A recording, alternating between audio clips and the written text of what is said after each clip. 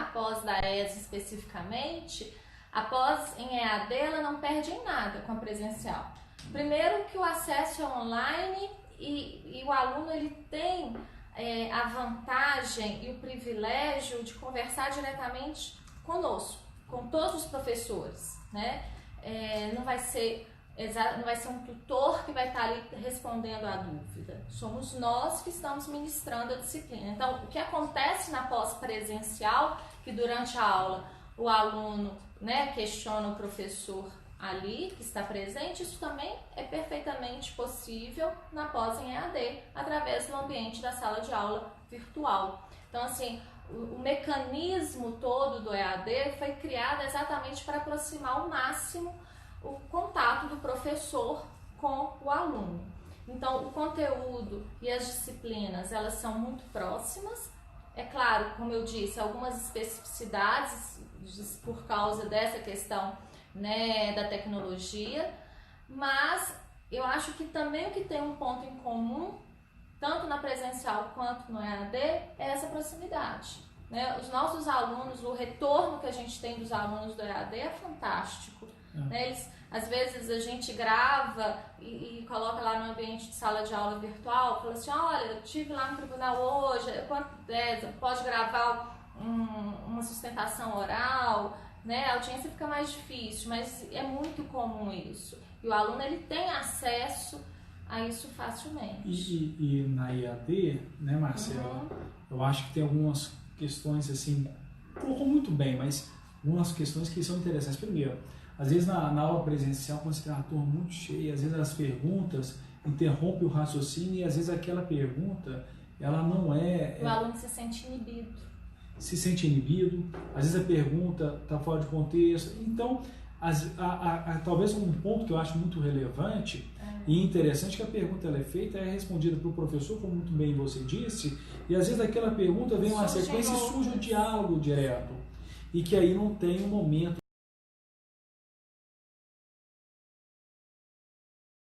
certo para terminar, tendo em vista as outras 70, 80 pessoas que estão presentes.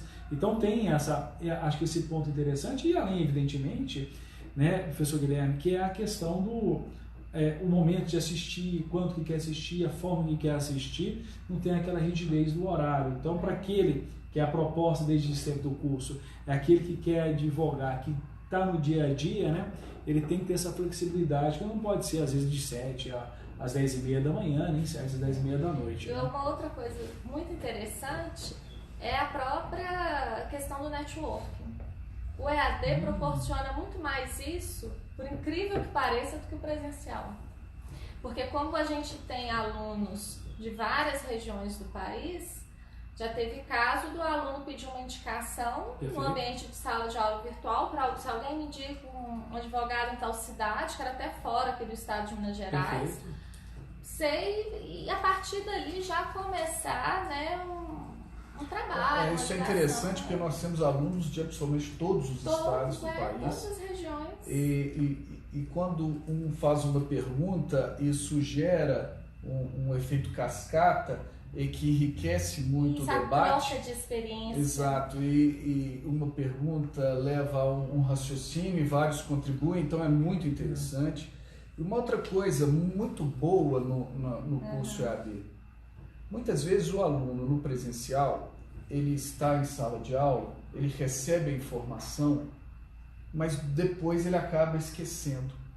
Já no ambiente virtual, ele tem acesso a todos os vídeos o tempo todo e a todos os textos.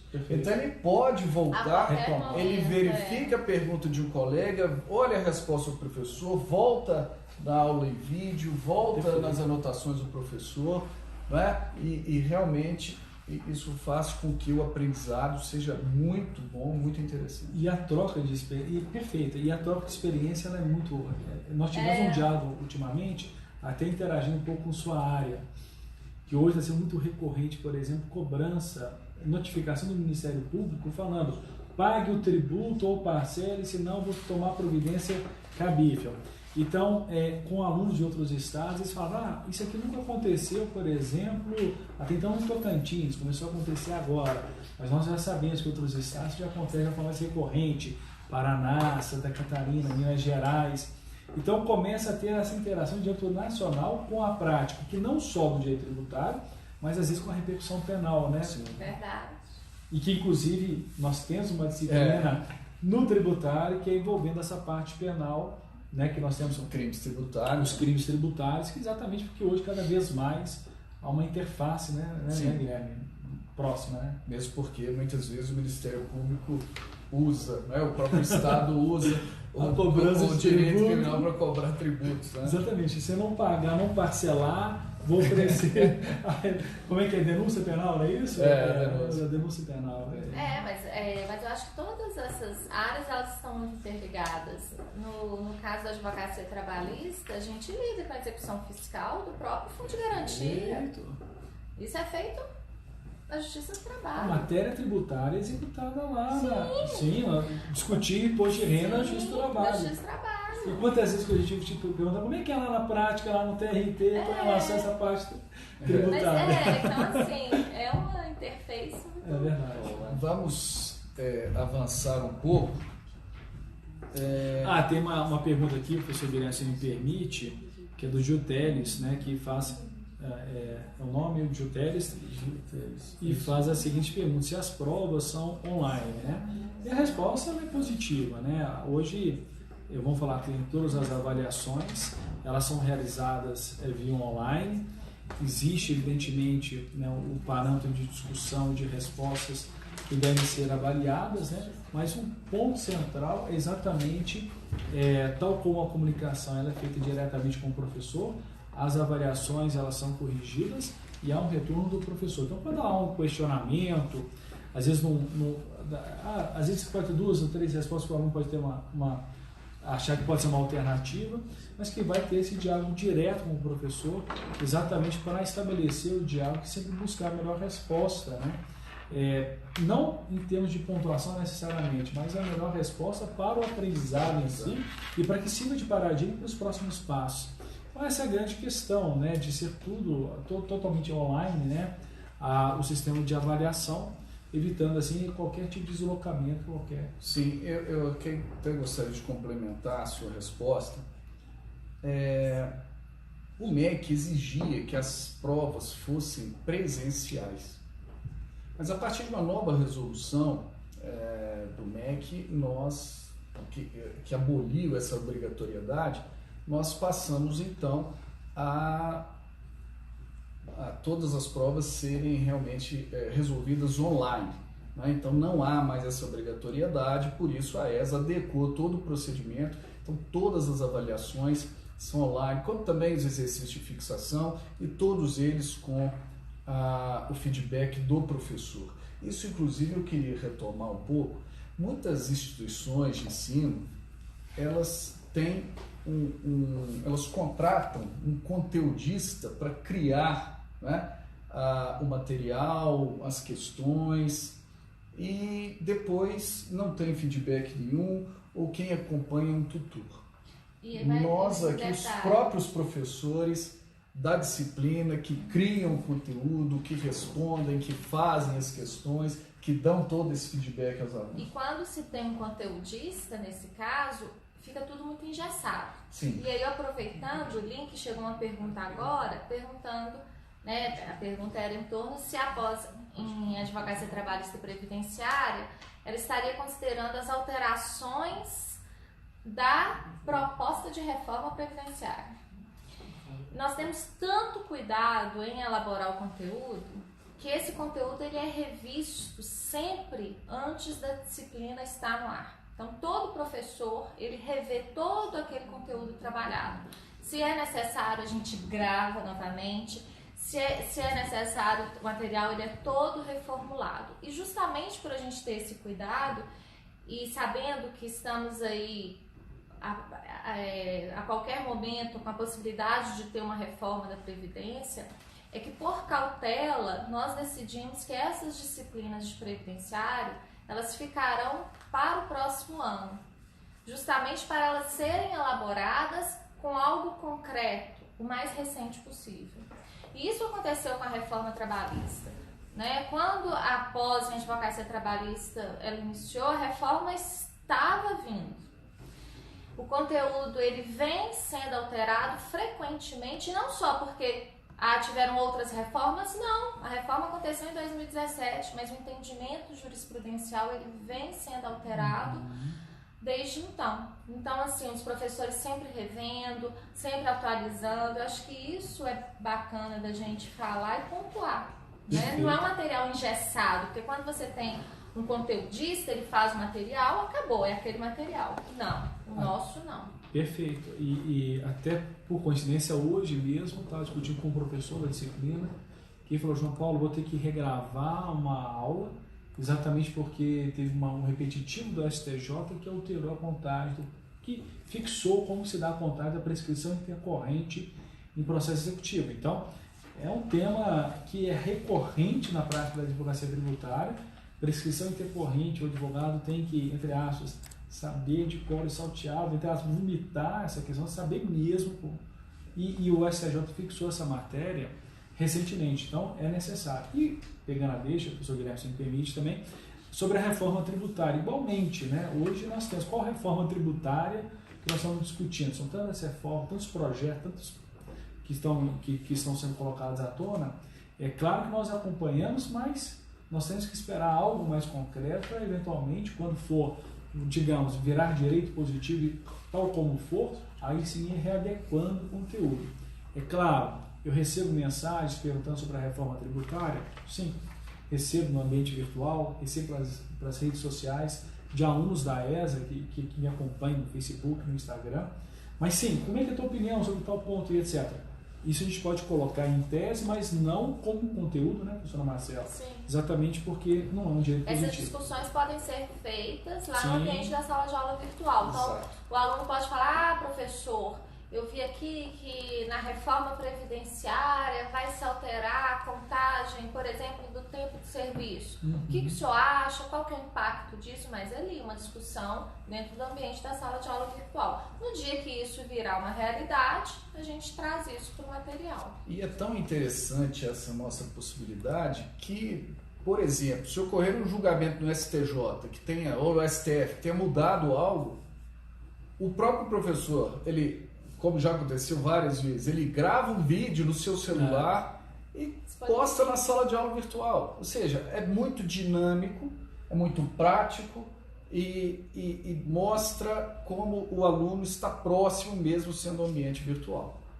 Isso mesmo. Chegou outra mais uma pergunta aqui da Maria. Da Maria Assim. Carolina. Como e quando escolhemos as disciplinas optativas? Muito bem, essas disciplinas elas serão escolhidas ao final dos módulos das disciplinas daquele curso. Então, todas as disciplinas de todos os cursos estarão disponíveis para os alunos. Esse é o momento de interdisciplinariedade do curso. Então, alguém que está, por exemplo, cursando advocacia trabalhista e previdenciária, pode escolher, por exemplo, uma disciplina de advocacia tributária, uma disciplina de advocacia civil, uma disciplina de advocacia criminal. Né? Então, ele vai, o aluno ou a aluna vai buscar em toda aquela gama de disciplinas oferecidas, é que ele precisa saber ou é que ele quer saber um pouco mais e vai escolher. Então, dentre essas, pode escolher disciplinas de 12, de 24 ou 3 de 12, porque nessas disciplinas optativas nós teremos ali 36 horas para que o aluno possa dividir como ele bem entender. Né? Bom, agora nós temos que falar também do TCC, né? Que é o trabalho de conclusão do curso. Este TCC ele era obrigatório e todas as instituições de pós-graduação, lato sensu, então determinavam, porque isso era uma regra do próprio MEC. Muito bem, como aconteceu com as avaliações presenciais de serem retiradas da obrigatoriedade da grade, também aconteceu com o TCC. Então não é mais obrigatório este trabalho. Então, revendo o projeto, os cursos em advocacia da ESA também retiraram a obrigatoriedade do TCC.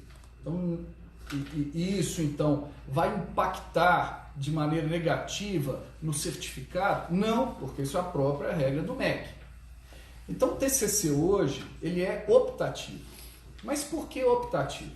Porque tem alunos que vão querer fazer o TCC. Isso em virtude de nós vamos mantê-lo como uma atividade optativa, porque alguns concursos públicos exigem que na pós-graduação tenha uma monografia.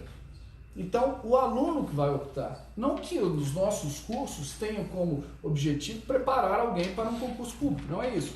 Mas caso um egresso nosso quiser fazer um concurso público, ele pode optar por fazer o TCC para que a pós-graduação valha neste concurso. Isso, e também eu já tive alunos que queriam muito fazer o TCC para aproveitar aquele tema tratado e publicar alguma revista voltada para a própria advocacia. Sim.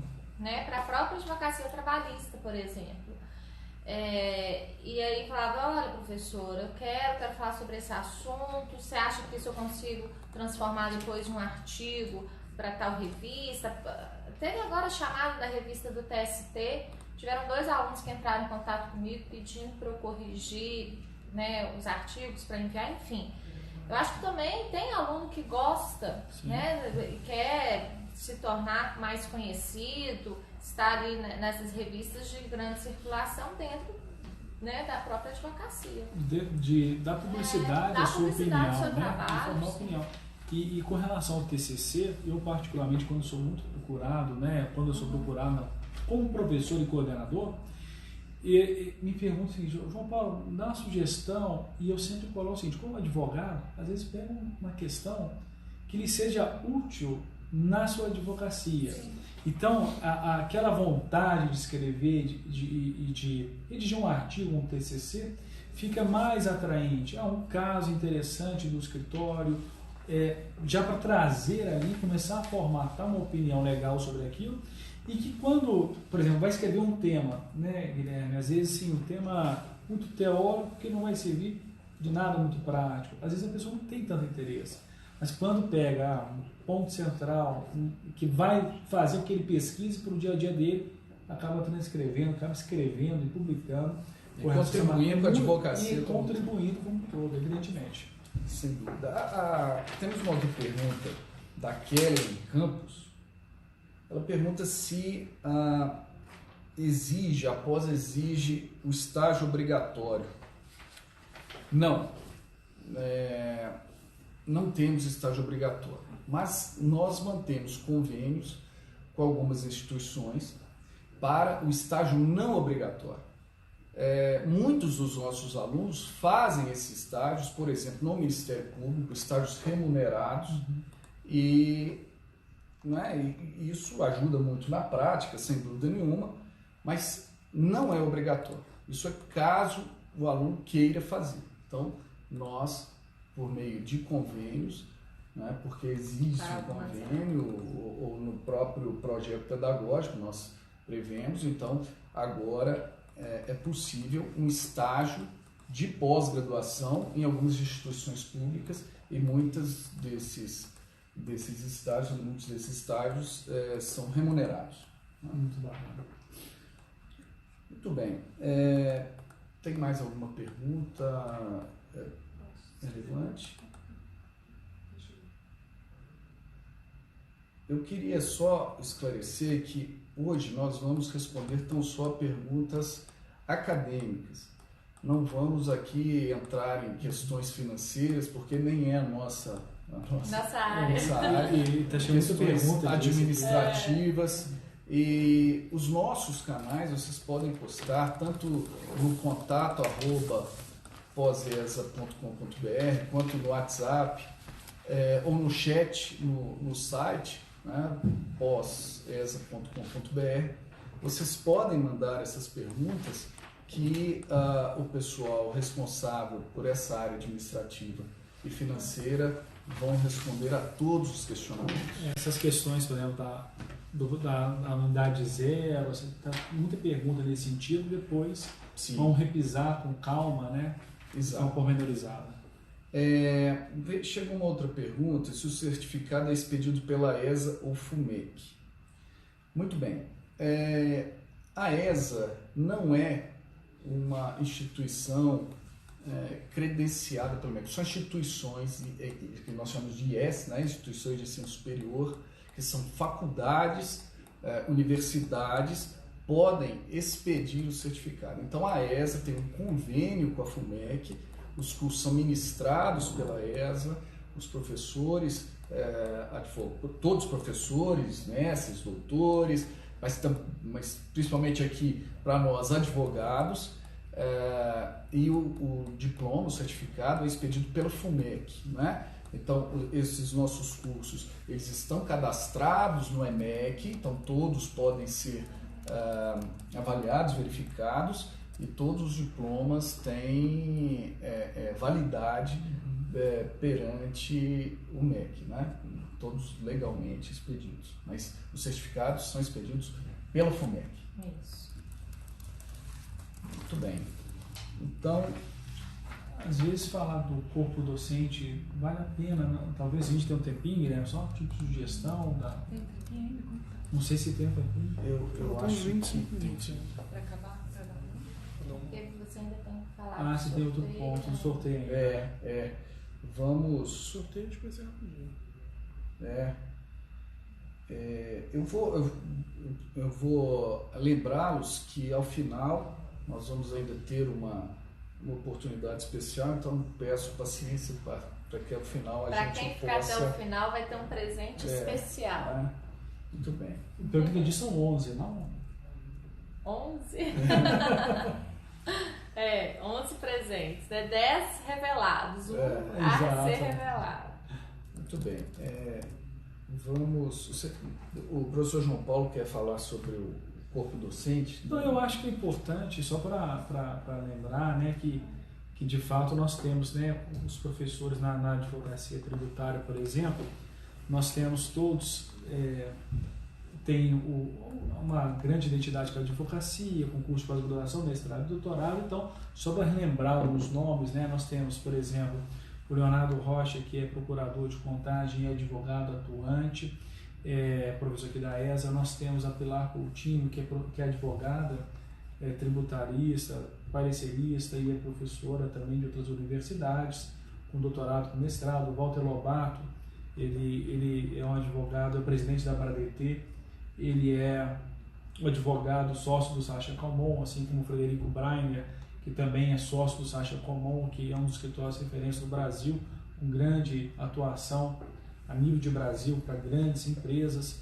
E nós temos ainda na advocacia, no meu caso, eu também sou advogado, eu estou na comissão da OAB Federal de Direito Tributário, presidente da Comissão de Direito Tributário da OAB de Minas, e também advogado tributarista. É um corpo mesmo que está no dia a dia da advocacia, no dia a dia da OAB, né, Guilherme? Sem dúvida.